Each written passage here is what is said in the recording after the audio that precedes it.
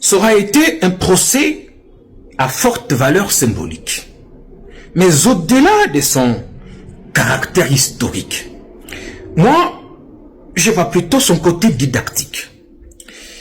Parce que désormais, quiconque voudra s'aventurer dans l'exploitation illicite des minéraux dans notre pays devra réfléchir à 2 fois avant de s'engager dans son entreprise criminelle.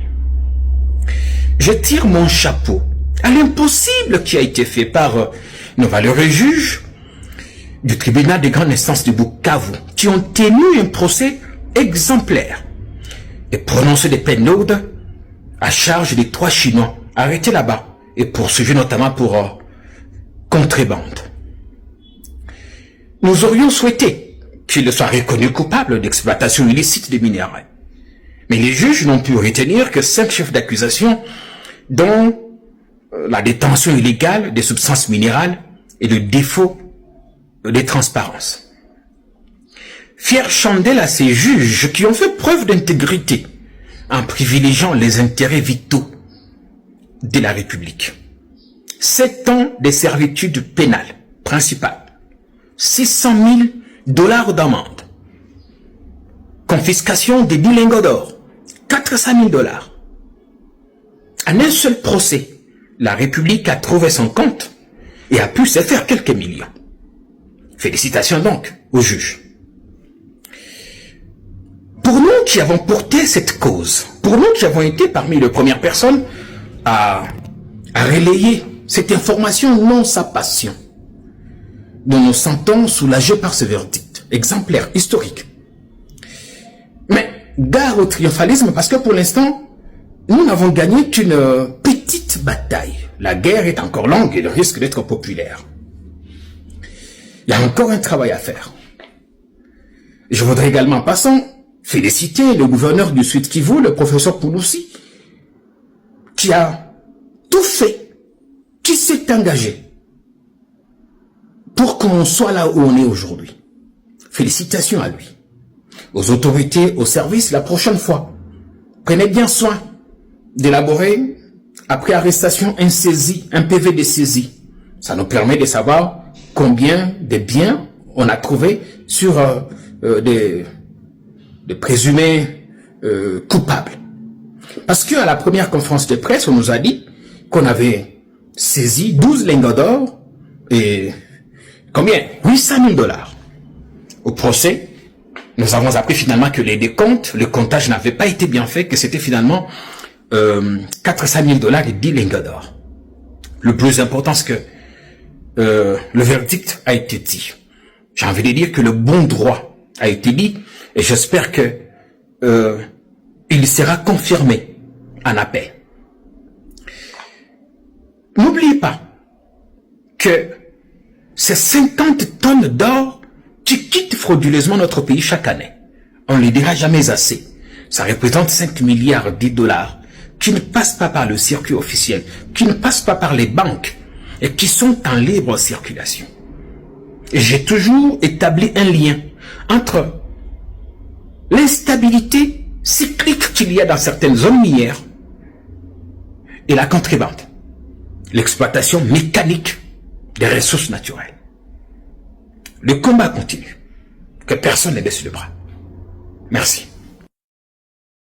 Il faut absolument qu'un procès en flagrance soit organisé et que des sanctions exemplaires, des mesures draconiennes soient prises à l'encontre des sujets chinois récemment appréhendés dans le Sud Kivu pour exploitation illicite de nos minéraux.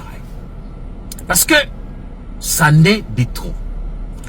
Il faut arriver à démanteler ces réseaux mafieux de contrebande et si possible remonter la filière. On en a assez que notre pays soit continuellement la vache à lait de quelques individus véreux qui viennent ici, opèrent en toute impunité, ils débarquent les mêmes réduits, fauchés et deviennent multimillionnaires en pillant systématiquement nos ressources naturelles. Et tout ça malheureusement avec notre complicité, ou j'ai envie de dire, sous notre regard impuissant.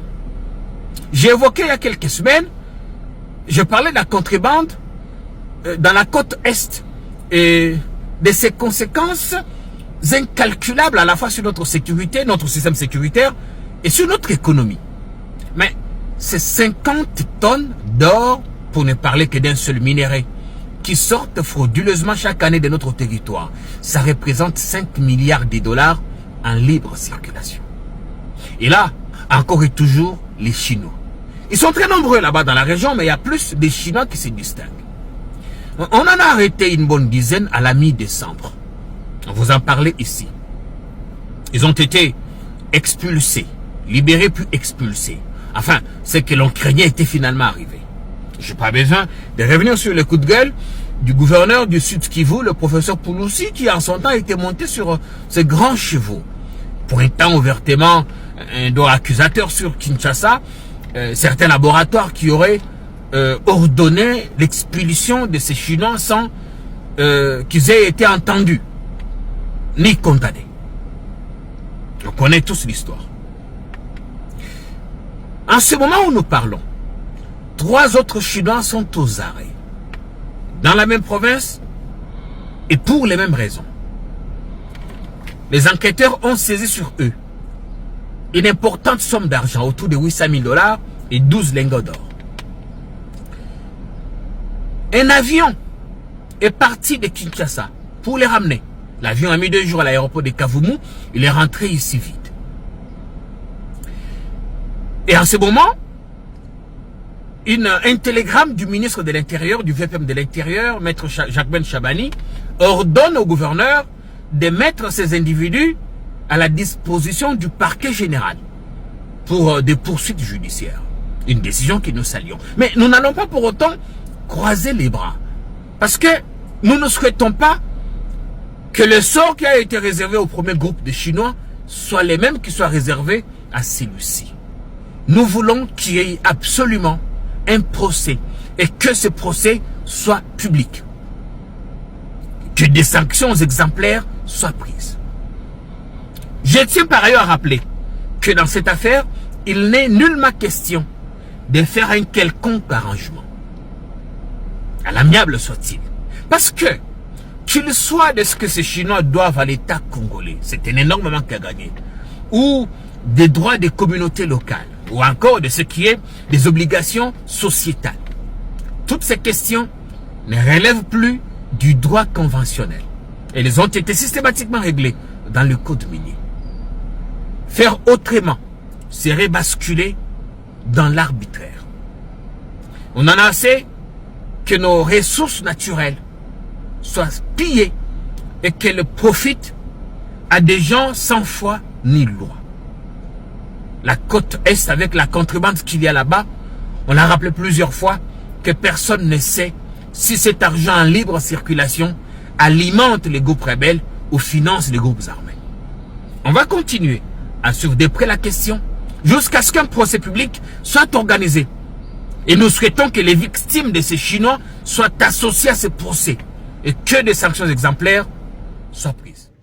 Arrivé tard dans la nuit du 19 décembre 2024, les 17 sujets chinois sans papier arrêtés pour exploitation illégale des minerais ont été présentés au gouverneur de province, le professeur Jean-Jacques Pouroussi Sadiki. Cette même soirée, les autorités provinciales du Sud Kivu ont porté un coup dur à un réseau d'exploitation illégale des minerais. Et ceci lors d'une opération de contrôle menée à Walungu dans les groupements des Rubimbi. Aux côtés de ces étrangers en situation irrégulière, 6 Congolais, un Burundais, notamment des interprètes et des chauffeurs, ont été également interpellés. Ces arrestations font suite à une mission d'inspection menée par le ministre provincial des Finances, Bernard Mouindo, qui assurait l'intérim de son collègue des mines, le professeur Martin Bitidjoula.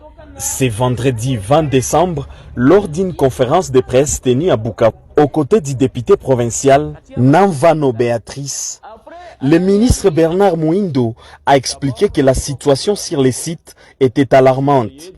Ils ont découvert que les Chinois travaillaient sans permis d'exploitation, sans aucun document légal et dans des conditions précaires. Et tous les Chinois qu'on a vus là, personne n'avait une identité sur lui. C'est que en cours de route, on a commencé à recevoir des coups de fil des autorités et d'autres même prétendants de Kinshasa. Et ces gens-là sont en ordre, qu'on les libère. On nous a même proposé de l'argent. Déjà, les Chinois, ils nous ont proposé de l'argent sur les sites. Ils nous ont même proposé de l'or. On a refusé. Et c'est comme ça qu'on les a amenés jusqu'ici.